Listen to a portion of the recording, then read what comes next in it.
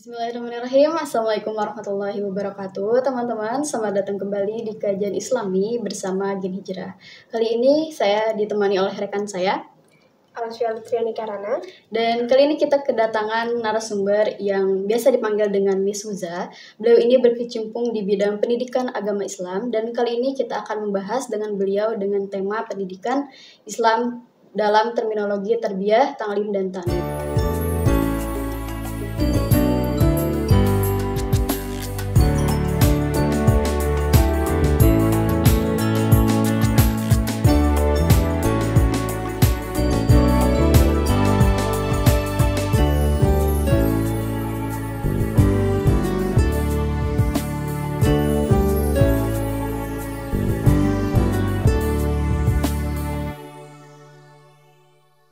Assalamualaikum warahmatullahi wabarakatuh. Waalaikumsalam warahmatullahi wabarakatuh. Ya. Gimana kabarnya hari ini? Alhamdulillah sehat. Iya, sama Alsya sehat. Alhamdulillah. Oke, sebelumnya Teteh boleh perkenalan.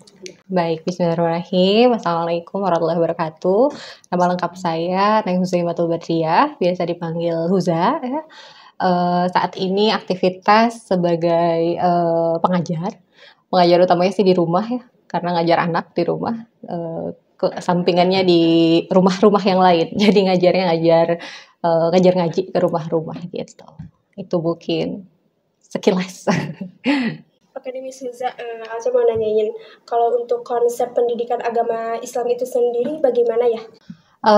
Sebetulnya membicarakan pendidikan ini tema yang menarik ya buat saya pribadi khususnya. Makanya saya fokusnya sampai dari dulu sampai sekarang gitu, concernnya di pendidikan, dari SMA, dari SMP bahkan aktif di organisasi bidang pendidikan, SMA sampai kuliah, bahkan sampai tahun 2021 kemarin baru selesai di organisasi bidang pendidikan. Jadi memang menarik, kenapa? Karena persoalan pendidikan ini nggak habis-habis dibahas gitu, dimanapun ya teman-teman.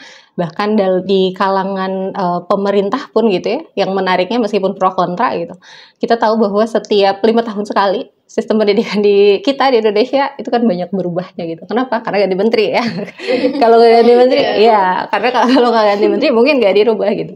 Tapi dilihat dari sisi positifnya juga mungkin itu adalah bagian dari evaluasi dari apa yang sudah terjadi, apa yang sudah menjadi proses yang terjadi di dunia pendidikan gitu ya, yang kemudian ternyata ketika banyak hal yang terjadi, banyak hal yang berubah gitu ya, baik itu sistem ataupun hal-hal dalam proses pembelajaran, itu mengingatkan kita bahwa masalah pendidikan itu kompleks sekali dan sampai hari ini pun masih terus dicari solusi terbaiknya itu apa gitu. Nah, kemudian berbicara soal pendidikan Islam gitu ya, kalau misalnya tadi ditanya sebenarnya bagaimana konsep pendidikan Islam itu sendiri gitu ya, kaitannya dengan pendidikan secara umum, ya sekarang kita sebagai seorang muslim gitu, kitab sucinya apa? Al-Quran ya, panduan hidup kita apa? Al-Quran dan hadis. Ya berarti pendidikan Islam itu bagaimana caranya membumikan nilai-nilai Quran dan hadis ke dalam kehidupan kita gitu. Dalam terminologi pendidikan, berarti dalam cakupan pendidikan, berarti bagaimana kemudian proses yang terjadi, proses pembelajaran yang terjadi itu berdasarkan nilai-nilai Islam untuk kemudian membentuk manusia. Kan pendidikan itu proses pembentukan manusia ya, yang kemudian akhirnya terjadi perubahan, membentuk manusia yang memahami dan mengaplikasikan nilai-nilai Islam. Tapi nggak cukup sampai situ, karena konsep Islam itu tidak berakhir pada pengetahuan saja, tapi juga pengamalan. Jadi bagaimana kemudian nilai-nilai itu terinternalisasi, nilai balik lagi ke fondasinya tadi ya, Quran dan hadis, dan dia bisa mengamalkan, tapi dia juga bisa menyampaikan kepada yang lain. Makanya konsep kebermanfaatan ke sana gitu. Jadi sederhananya kalau berbicara pendidikan Islam ya ingat aja, kitab suci kita apa, pedoman hidup kita apa. Maka turunan dari konsep atau sistem pendidikan Islam ya berarti menurunkan nilai-nilai yang ada di dalam Al-Quran dan hadis. Gitu kurang lebih ya. Oh ya Teh, biasanya kalau misalkan istilah yang biasa digunakan dalam terminologi pendidikan Islam itu apa aja sih? Oke, ya. Yang biasanya kita gunakan itu ada, mungkin Alsya sama Ica sering denger juga, ada tarbiyah, kemudian ada ta'lim, dan yang ketiga ada ta'dib. Mungkin yang kurang familiar ya antara tiga ini takdib kali ya, takdib. Ya kan ya, jarang didengar gitu ya. Kenapa kemudian term ini menjadi penting? Karena berbicara soal terminologi atau istilah yang digunakan dalam pendidikan itu yang nantinya akan memberikan pengaruh terhadap jalannya proses pendidikan itu sendiri. Gitu. Bagaimana pembentukan sistem, kemudian proses pembelajaran itu berlangsung berlandaskan dengan term yang digunakan. Itu yang menjadi kenapa sih sekarang kita mesti bahas atau menarik gitu ya dibahas tentang takdib, taklim dan tarbiyah, terus di Indonesia pakainya apa gitu ya. Itu karena itu tadi penggunaan istilah ini yang akan mempengaruhi sistem ataupun berlangsungnya proses pembelajaran. Itu yang pertama. Kemudian berbicara soal term tadi tiga ya. Pertama tarbiyah, taklim dan takdib gitu ya. Kalau tarbiyah nih, mungkin yang kalau tarbiyah udah sering dengar ya. Pasti kalau misalnya biasanya ini cakupannya ke pendidikan formal biasanya.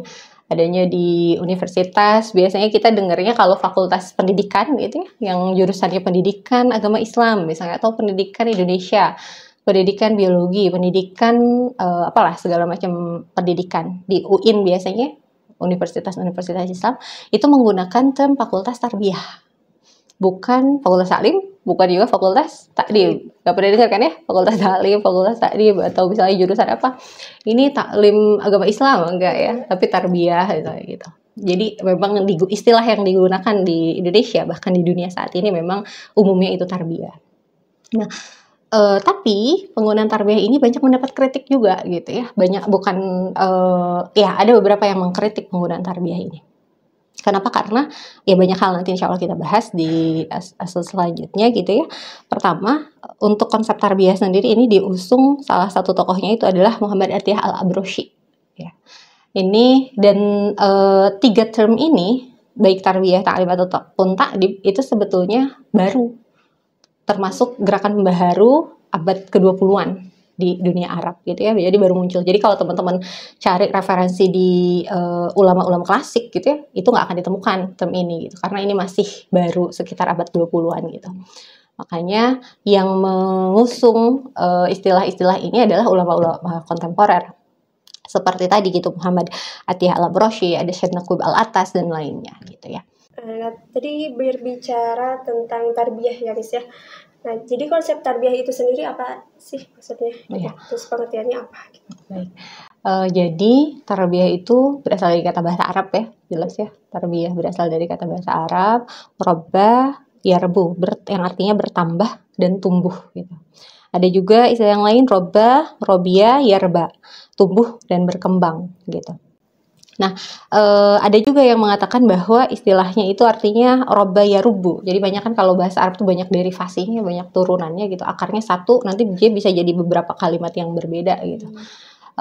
Ini yang terakhir tadi adalah robba yarubu, artinya memperbaiki, menguasai, memimpin, menjaga dan juga memelihara gitu.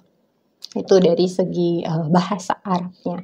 Kemudian dari segi istilah ya, kita tahu bahwa pendidikan yang menggunakan istilah tarbiyah itu adalah tadi mengasuh, menanggung, kemudian memberi, kemudian memproduksi, tentunya memproduksi manusia gitu ya, untuk ke arah yang lebih baik gitu ya.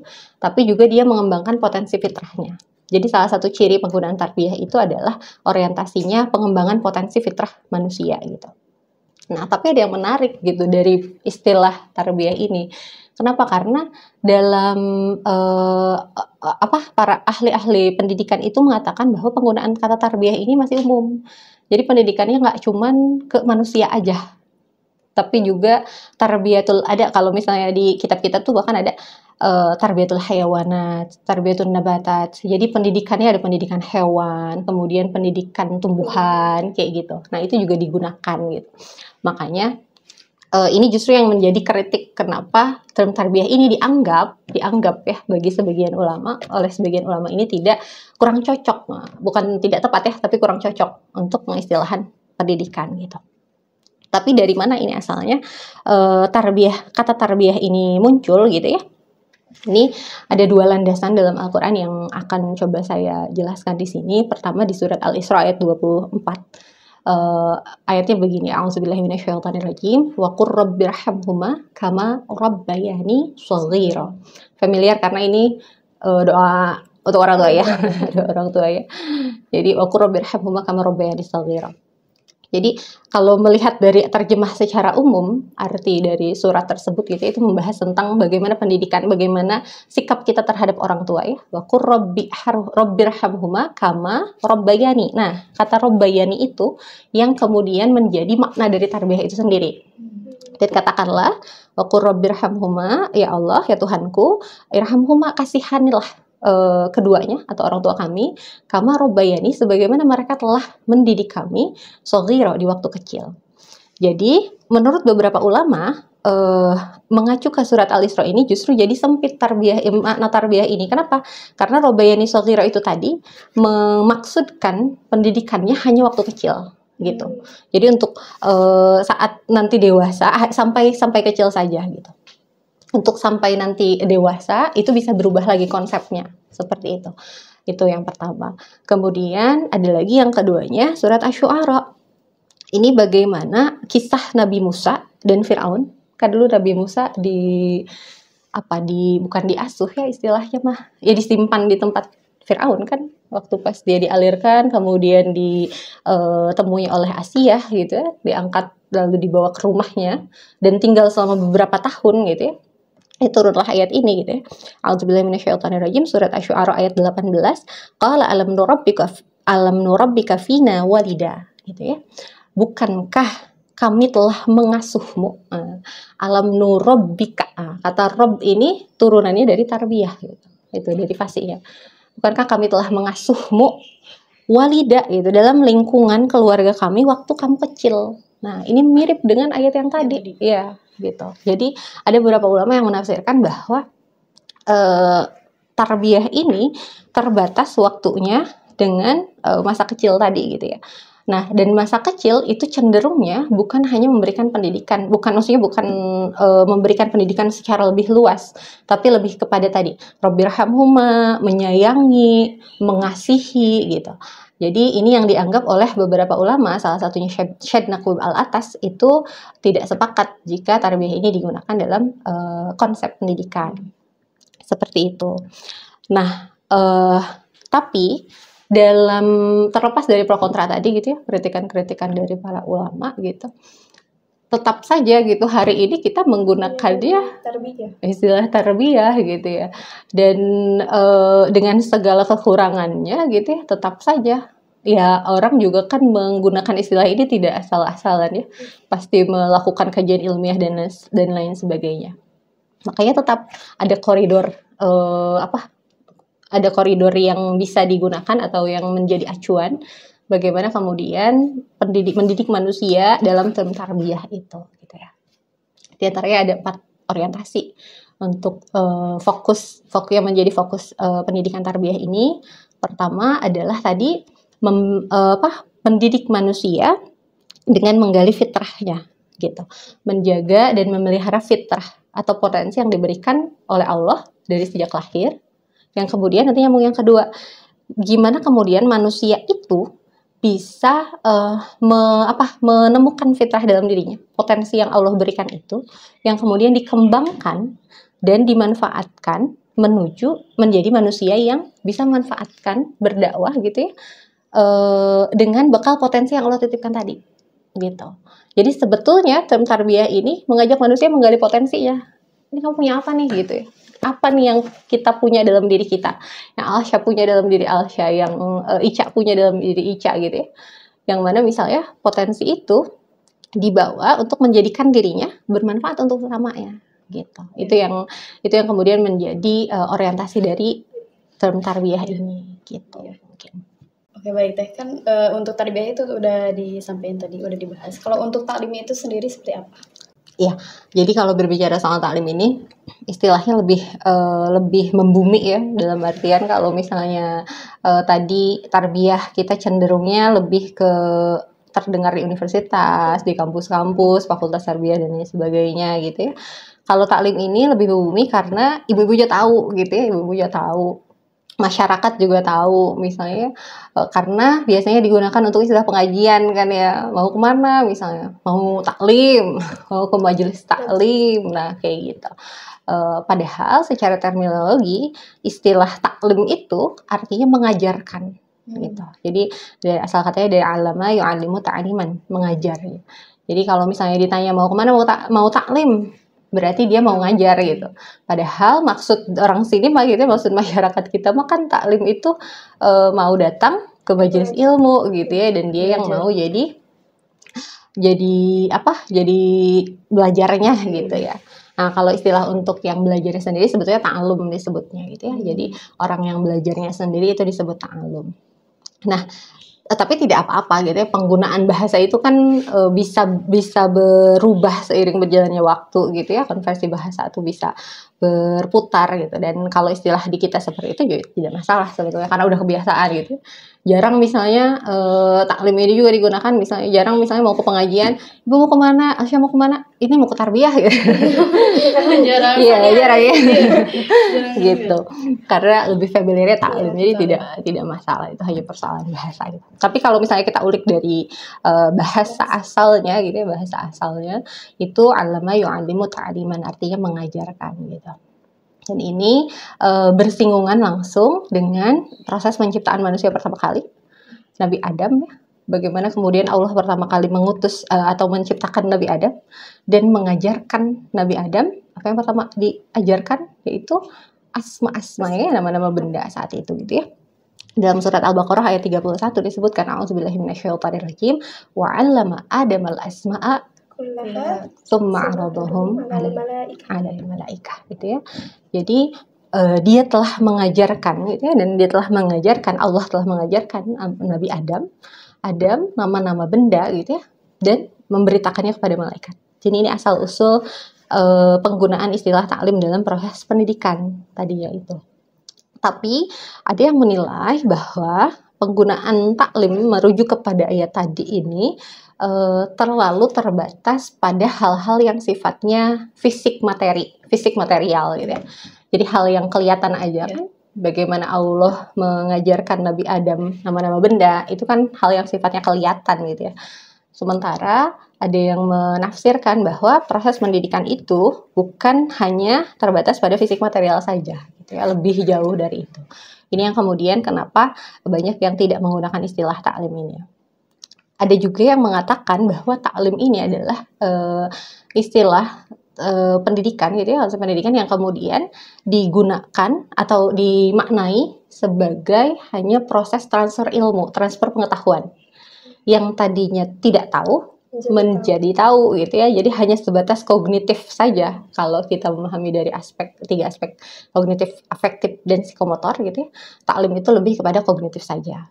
Meskipun dari beberapa, tetap saja ya, namanya kajian ilmiah, makan satu kritik, satu jawab, satu jawab gitu ya. Jadi pasti tetap ada bandingannya, pro kontra aja gitu ya bandingannya.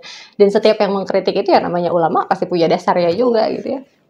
Termasuk yang membantah dari taklim ini hanya berfokus pada aspek kognitif saja juga ada gitu. Jadi yang menggambarkan bahwa taklim ini mencakup semuanya, justru afektif dan psikomotor. Bagaimana kemudian orang yang belajar itu tidak berbatas pada pengetahuan saja. Jadi kesadaran orang yang belajar itu sudah pasti mengetahui bahwa dia harus mengamalkan gitu. Itu bantahannya gitu ya. Dan ini juga termasuk apa yang disebutkan dalam Al-Qur'an gitu ya. A'udzubillahi minasyaitonirrajim di surat Al-Baqarah ayat 151 gitu ya. Kama arsalna fikum rasulan minkum yatlu 'alaikum ayatina wa yu'allimukumul kitab. Ya, jadi dari taklim ke alim ya. Jadi mudah-mudahan teman-teman nggak bingung ya, karena bahasa Arab kayak gitu. Kita kenal taklim, tapi nanti di Quran beda lagi bahasanya. Karena itu tadi ada derivasi dari setiap bahasa. Jadi tadi wa yu'allimukumul kitab. Dan di sana menggunakan kata yatslu kama arsalna fikum rasulan minkum yatlu 'alaikum ayatina. Jadi ini sedikit mengulik bahasa Arabnya gitu ya. Jadi mengatakan bahwa mempelajari Al-Quran Allah sudah mengutus rasulmu gitu ya kepada kalian, yatlu alaihim kitab gitu ya, untuk mengajarkan Al-Qur'an. Jadi ada utslu ya, ada iqra, atau istilah yang lebih familiar lagi tilawah. Utslu ini turunannya dari tilawah, nanti ke sana. Jadi ada tilawah, ada iqra. Kalau iqra itu hanya baca saja. Nah, iqra itu hanya baca saja tanpa ada tanggung jawab untuk memahami, mempelajari lebih dalam gitu ya. Makanya firman Allah pertama, iqra bismi rabbikal ladzi khalaq. Bacalah dengan nama Tuhanmu. Hanya sampai situ saja. Kalau tilawah bedanya, termasuk penggunaan utslu tadi, tilawah itu bukan sebatas baca saja, tapi ada tanggung jawab untuk dia memahami dan juga mengamalkan. Nah, ayat ini yang kemudian dipakai untuk membantah orang-orang yang mengatakan bahwa taklim ini hanya sebatas proses pengetahuan saja, gitu. Jadi, tidak mungkin orang yang sudah membaca Al-Quran itu hanya baca saja gitu. Apalagi penggunaan di situ kan utslu gitu ya, katanya yang digunakan itu. Berarti dia sudah pasti harus memahami, mempelajari, bahkan mengamalkan, gitu. Kesana mungkin untuk taklim. Oke, Miss Uza, untuk yang konsep terakhir nih, yaitu apa sih konsep dari takdib itu? Dan tadi seperti yang sudah saya sebutkan ya, ini yang istilah yang paling kurang terdengar ya di antara kita mungkin di masyarakat gitu. Tapi ada juga sekelompok orang seperti misalnya organisasi atau misalnya pokoknya kelompok-kelompok tertentu yang menggunakan istilah takdim dalam pengkaderannya, dalam proses kaderisasinya atau proses pendidikannya gitu, sistem pendidikannya. Ada juga yang menggunakan istilah ini. Jadi memang tidak ada aturan baku sebetulnya mau menggunakan istilah yang mana gitu. Tapi takdim ini yang kurang familiar kan, jarang banget kayaknya di masyarakat kita ngomong. Apalagi kalau misalnya mau nggak pernah dengar kan, kita fakultas tarbiyah gitu, fakultas takdim nggak pernah dengar ya. Terus juga majelis takdim, Apalagi itu gitu ya, asing banget gitu ya. Mau kemana mau majelis taklim nggak ada kayaknya, ibu-ibu apalagi gitu. Jadi ya nggak, memang kurang familiar gitu. Tapi ini jadi kan yang pertama dari tadi mengkritik tarbiyah dan taklim itu adalah kebanyakan Syekh Muhammad Naqib Al-Atas gitu. Yang kemudian setelah beliau mengkritik tarbiyah dan takdim gitu ya, beliau mengeluarkan konsep ini gitu, mengusung istilah takdim ini. Nah, beliau ini Syekh Muhammad Naqib Al-Atas ini orang sini, orang Bogor. Lahir di Bogor tapi kemudian besar di Malaysia gitu. Nah, beliau mengeluarkan takdim ini dengan maksud untuk menggantikan tarbiyah dan taklim, karena dianggap tadi kritik-kritiknya tadi sudah disampaikan ya beberapa, kurang bisa merepresentasikan makna konsep pendidikan secara utuh gitu ya, secara sepenuhnya menyeluruh gitu. Karena tadi katanya takdim dan taklim itu cenderung fisik dan material saja. Sementara takdim dia mencakup semuanya gitu ya, mencakup semuanya, bukan hanya fisik dan material saja. Nah, dari bahasanya sendiri sama ya, karena pendidikan Islam pasti ngacunya ke bahasa Arab kan ya. Sama adaba yu'addibu ta'diban gitu. Secara bahasa aslinya ini sebetulnya jauh dari mana pendidikan adaba ini, yaitu undangan jamuan. Jadi jamuan undangan. Jadi orang diundang nyebutnya adab. Kalau di adaba yu'addibu ta'diban itu kalau di masyarakat Arab gitu.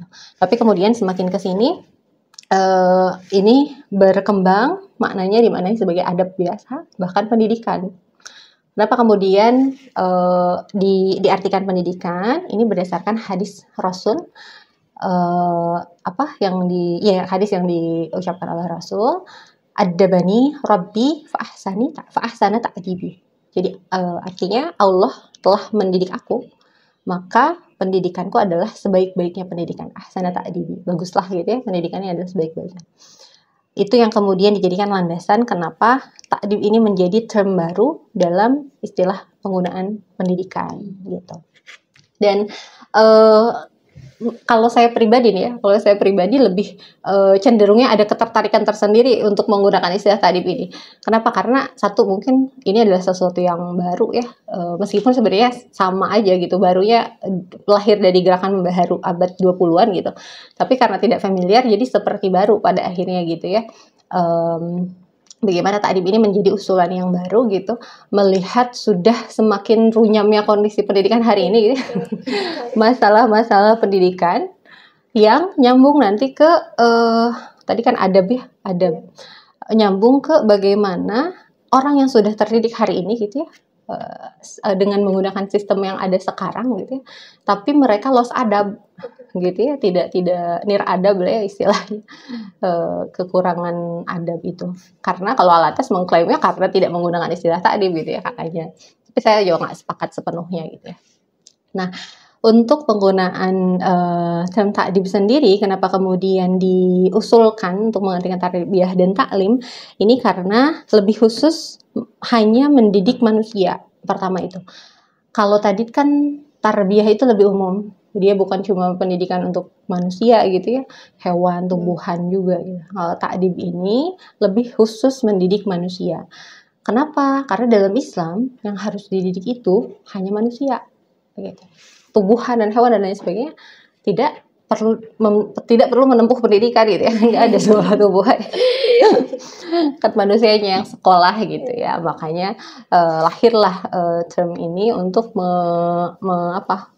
istilahnya menggantikan gitu ya, diusulkan untuk menggantikan dua term lainnya gitu. Nah, kemudian ta'dib ini diharapkan mampu menciptakan manusia-manusia yang beradab gitu. Karena adab itu kan apa istilahnya tuh, harus diutamakan sebelum ilmu ya, adab sebelum ilmu gitu. Ada orang berilmu tapi tidak beradab, jatuhnya apa? Korupsi misalnya atau misalnya ya banyak lah ya, banyak sekali kasus-kasus yang terjadi. Kalau kita ngelihat orang, kok bisa ya orang secerdas itu, orang sepintar itu gitu ya, kenapa? Karena tadi loss of adab, kalau kata Syed Naqib Al-Atas gitu, adabnya nggak ada gitu, dan ini yang hilang di dunia pendidikan. Dan nyambung ke kritik sistem yang terjadi sekarang gitu ya, bagaimana kemudian sistem pendidikan di kita itu yang digunakan itu cenderung materialistis nggak sih gitu ya, produk-produk gitu ya, produk pendidikan tuh mendidik manusia untuk bekerja gitu pada akhirnya gitu ya. Iya. Saya jadi ingat kejadian dulu ya, jadi cerita sedikit ya. Dulu pas zaman SMA tuh ya, pas zaman SMA, terus ada dari kampus-kampus kan datang ke sekolah biasa kan, promosi dan lain sebagainya. Saat mereka mempromosikan kampus mereka, yang mereka jual itu bukan apa yang akan didapatkan, yang akan dipelajari di kampus mereka, tapi udah lulus mereka akan menjadi A, akan menjadi B, penghasilannya sekian gitu ya. Jadi materialistis sekali gitu, dan itu nyata terjadi di pendidikan kita hari ini gitu. Jadi membentuk manusia-manusia yang ya, orientasinya materi gitu. Meskipun tidak semua hasil produknya kayak gitu ya. Alsya sama Ika insya Allah enggak kan ya. Insya Allah enggak ya, tetap ya kalau misalnya orientasinya ujungnya materi kan jauh sekali dari tujuan pendidikan Islam gitu kan. Kalau pendidikan Islam kan ya balik lagi tadi kan fondasi awalnya Quran dan Sunnah, berarti bukan materi yang dikejar gitu. Bagaimana kemudian orang belajar itu bukan karena ingin bekerja. Orang sekolah itu bukan pengen dapat penghasilan yang banyak gitu, tapi ada kewajiban utlubul ilma minal mahdi ilal lahdi kan kalau dalam Islam, nuntut ilmu dari mulai buayan sampai liang lahat. Nah, ini yang kemudian dikritisi oleh Syed Naqib Al-Atas gitu. Kenapa kemudian konsep ta'dib ini perlu dilakukan gitu. Nah, tadi ya orientasi yang pertama itu pendekatannya tauhid. Jadi ta'dib itu pendekatannya tauhid, bagaimana kemudian manusia menempatkan Allah sebagai orientasi tertinggi dalam kehidupannya. Bahkan dari hal-hal yang terkecil pun ya. Kalau saya pernah dicontohkan oleh guru saya, orang yang terinternalisasi nih dalam dirinya, tauhidnya kuat gitu ya, orientasinya udah Allah banget gitu ya, dia lihat gelas ini aja, itu melihat Allah. Ada kekuasaan Allah di dalamnya gitu. Melihat handphone ini ya, canggihnya teknologi sekarang, dia bisa melihat Allah. Dalam artian bagaimana kemudian dia bisa menerjemahkan bahwa Allah tuh hadir dalam setiap inci kehidupan kita. Itu gitu ya. Itu makanya orientasinya ketauhidan. ke sana gitu ya. Lalu yang keduanya itu tadi ya, nyambung. Pengetahuannya itu beranjak kepada pengenalan terhadap Tuhan gitu. Kita zaman sekolah kapan sih diajarin? Kalau saya zaman sekolah kapan sih diajarin belajar biologi misalnya? Belajar biologi tapi bisa membuat ini tuh terhubung sama Allah. Misalnya ngomongin apa ya? Jangan biologi apa ya? Hujan misalnya. Saat kita belajar tentang proses terjadinya hujan misalnya, kita hanya sebatas pada ya udah hujan turun dari air laut menguap awan lalu turun. Selesai. Tapi kalau pendekatan takdib yang diusung ini, bagaimana kemudian mengantarkan manusia-manusia ini yang belajar ini bisa memaknai proses pembelajaran ini sampai kepada Tuhan, gitu, sampai kepada Allah, gitu. Bagaimana dia memaknai proses turunnya hujan ini ada kekuasaan Allah, gitu kan. Makanya iya, mendidik manusia bukan hanya melihat materinya saja. Makanya jangan heran kalau misalnya produk pendidikan pada akhirnya begitu materialistis, karena memang jarang sekali gitu ya. Ada, mungkin saya yakin masih banyak lah para pejuang-pejuang pendidikan Islam ya. Tapi banyak sekali yang apa yang kita pelajari di sekolah itu tidak sampai mengenalkan kita pada pencipta gitu ya. Jadi cuma sebatas materi aja gitu ya yang terlihat gitu ya. Sains ya udah peristiwa sains biasa. Tapi kalau orang yang tauhidnya kuat, dia tidak akan melihat peristiwa hujan itu adalah peristiwa yang biasa gitu ya. Tapi ada kekuasaan Allah di dalamnya. Lalu orientasi yang lainnya itu tadi produk yang dihasilkan dari term takdib ini akan menguasai ilmu gitu ya, menguasai banyak ilmu dalam pandangan Islam. Jadi karena tadi runut ya, bagaimana dia di sekolah misalnya belajar tentang pengetahuan yang mengantarkan dia mengenal Tuhannya, maka setelah dia lulus misalnya, ketika pun dia bekerja gitu ya, dan kita juga tidak bisa menafikan pasti 100% gitu ya, 99% lah ya manusia setelah lulus kuliah atau lulus sekolah pasti cari kerja kan ya, itu tidak menafikan itu. Tidak salah gitu kan. Tapi ketika orang yang sudah belajar dengan pendekatan tadi, pendekatan tauhid dan pendekatan Tuhan, bagaimana kemudian dia bekerja? Dia menghadirkan Tuhan di dalamnya gitu. Meski kerjaannya bukan di bidang agama ya. Kalau saya misalnya PAI misalnya, konselnya di PAI, ya itu mah udah jelas, itu mah belajar tidak perlu dipertanyakan lagi gitu ya. Tapi misalnya tadi ada misalnya Ica jurusan kuliahnya TI ya, teknik informatika. Gimana kemudian setelah lulus kerja mah di kantor biasa ya, bukan Islami banget. Tapi gimana Ica menyadari dengan penuh gitu ya, bahwa apa yang Ica kerjakan ini adalah bentuk penghambaan kepada Allah gitu. Jadi nilainya di sana gitu, value takdib ini. Makanya saya agak menarik gitu ya mengkaji takdib ini, karena itu tadi ini yang menutupi kekurangan-kekurangan atau kekurangan-kekurangan yang selama ini tidak kita temukan di dunia pendidikan gitu ya. Itu mungkin ke sana.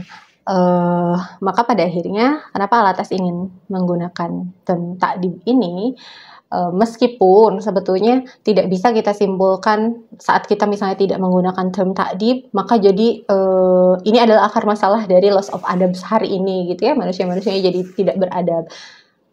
Karena untuk mengkaji akar masalah pendidikan hari ini pasti kompleks banget ya, nggak harus atau nggak bisa selamanya kita mengkajinya hanya dari satu sisi aja, dari satu aspek saja tentang penggunaan istilah ini gitu ya, penggunaan istilahnya bukan pakai takdib dan lain sebagainya, enggak gitu. Tapi semangat untuk kemudian menutupi kekosongan-kekosongan yang selama ini tidak ditemukan di dunia pendidikan, itu yang saya rasa harus bisa menjadi semangat untuk kita semua sih gitu.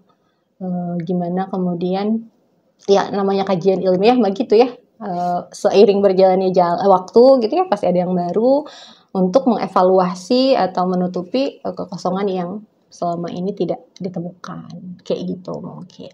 Oh iya Teh, terus kemudian apa sih korelasi antara ketiga konsep tadi gitu? Iya, kalau berbicara soal korelasi mungkin ya, ada sebagian ahli yang mengatakan bahwa takdib ini lebih cocok kepada tujuan pembelajaran itu sendiri, tujuan pendidikan gitu ya. Sementara prosesnya taklim itu adalah proses pengajaran, tarbiyah istilah yang digunakan pendidikan. kemudian taklim adalah proses di dalamnya, takdib itu tujuannya. Ada yang bilang seperti itu gitu ya. Ya. Tapi kalau saya memandang ketiga ini memang bukan berhubungan dalam artian apa ya, ya kayak tadi misalnya tadi tujuannya taklim, prosesnya dan lain sebagainya. Tapi menurut saya penggunaan tiga istilah ini tidak bisa dipisahkan karena ketiganya saling melengkapi gitu ya. Dari tarbiyah sendiri, kemudian dia punya pengertian yang lebih umum, lebih luas cakupannya gitu ya.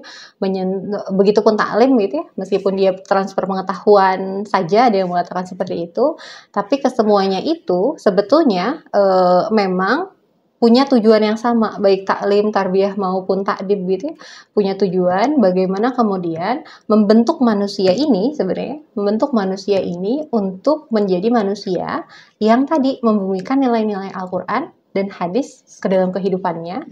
Kemudian bagaimana juga mengamalkan dan menyampaikan kepada orang-orang di sekitarnya gitu. Tapi kalau misalnya kita menggunakan istilah tadi, berarti manusia ini harus jadi beradab gitu ya. Terus kalau misalnya kita menggunakan istilah taklim dan tarbiyah, berarti dia harus punya pengetahuan yang luas juga gitu untuk ya kebayang ya, menggunakan landasan Al-Quran dan Sunnah itu kan bukan sesuatu yang mudah ya. Berarti harus disiapkan dengan benar.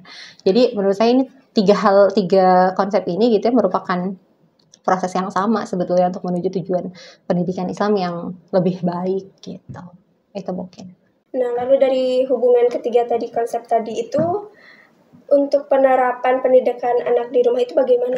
Ya, kalau misalnya berbicara soal konsep tadi di awal dan beberapa kali saya tegaskan bahwa kenapa mempelajari atau mengetahui term ini itu menjadi penting karena penggunaan istilah akan sangat mempengaruhi akan sangat mempengaruhi proses pembelajaran ataupun sistem itu diterapkan. Itu yang pertama yang kita pegang.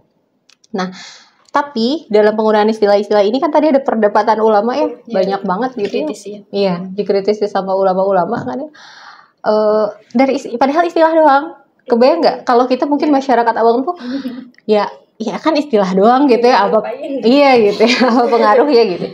Tapi itulah gitu ya, itulah salah satu otoritas ulama gitu ya. Hal yang paling mendasar saja harus dikaji lebih dalam gitu, harus didudukkan mana yang paling tepat gitu ya, harus didudukkan. Itu sekelas otoritas ulama.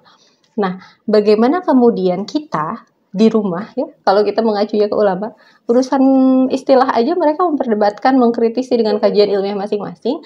Lalu saat kita di rumah, kita mau mendidik anak, masa kita nggak menyiapkan sesuatu gitu ya untuk memberikan pendidikan yang baik gitu. Sementara ulama-ulama kita zaman itu mah istilahnya aja dipermasalahkan gitu. Ini kita mau mendidik anak, ngedidik manusia, tapi kita tidak mempersiapkan itu gitu ya. Itu saking pentingnya. Iya, saking pentingnya gitu. Dan ya ibaratnya gini, saya sama Ica misalnya mau bangun sekolah gitu ya. Apa yang pertama disiapkan? Kira-kira apa? Itu realistis banget itu. Uang jelas. Uang ya, betul. Misalnya uang ya.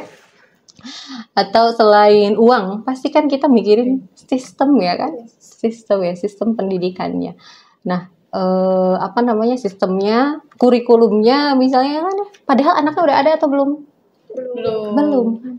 Sama dengan pendidikan di rumah. Kita meskipun belum punya anak ya, misalnya Alsya masih kuliah, udah lulus ya, Ika masih kuliah gitu, anaknya belum ada gitu. Tapi persiapannya, iya bandingin aja kita mau bangun sekolah, mau ngedidik anak orang aja nih, kita bikin sistemnya dengan baik, dengan rapi kurikulumnya. Ini mau ngedidik anak sendiri, kita bikin apa gitu. Jadi hubungannya dengan term tadi, ya silahkan balik lagi. Kalau misalnya kita mau menyiapkan generasi itu di rumah gitu ya, anak-anak di rumah, mendidik anak di rumah, memberikan pendidikan anak di rumah, ya silahkan mau pakai term yang mana gitu. Apakah misalnya mau menggunakan tarbiyah berarti harus dikaji tarbiyah itu seperti apa, konsep pendidikannya, sistemnya dan lain sebagainya, orientasinya, sampai ke proses pendidikan di rumah diterapkannya seperti apa. Kalau misalnya mau takdim itu juga seperti apa. Jadi lebih ke bagaimana kemudian tiga istilah ini bisa dijadikan referensi untuk kita menerapkan pendidikan di rumah sebagai persiapan itu tadi ya. Kan mendidik mah dimanapun sih ya, bukan di rumah, di sekolah juga gitu ya.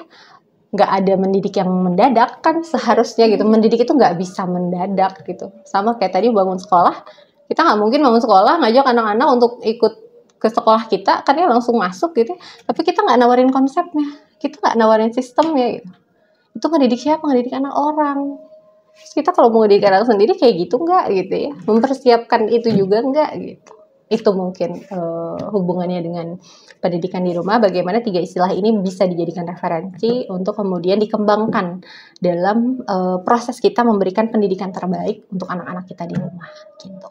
Baik, terima kasih Teteh untuk sharing-sharing ilmunya. Sekian teman-teman untuk pembahasan tentang pendidikan Islam dalam terminologi tarbiyah, ta'lim dan ta'dib. Mudah-mudahan apa yang udah dijelasin sama Teteh tadi bisa menjadi nilai ibadah bagi kita semua. Amin. Sebelum ditutup, mari kita membaca doa kafaratul majelis dulu bersama-sama. Subhanakallahumma wa bihamdika asyhadu an la ilaha illa anta astaghfiruka wa atubu ilaik. Kami tutup. Wassalamualaikum warahmatullahi wabarakatuh. Waalaikumsalam warahmatullahi wabarakatuh.